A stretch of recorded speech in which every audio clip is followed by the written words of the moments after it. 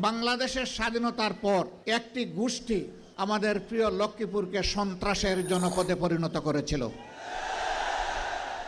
বিশেষ করে একটি কুখ্যাত পরিবার,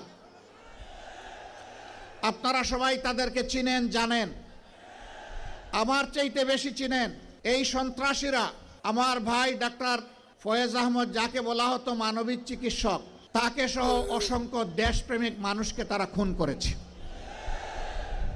তবে যতদিন তারা ক্ষমতায় থাকে ততদিন তারা রাজা, আর যখন ক্ষমতা হারায় তখন তারা গর্তের ইঁদুর। এখন কি রাজার হালতে আছে তারা? এমন জীবনের প্রতি ধিক্কার, যেই জীবনে বাতাস পরিবর্তন হলে মানুষকে ইঁদুর বনে যেতে হয়।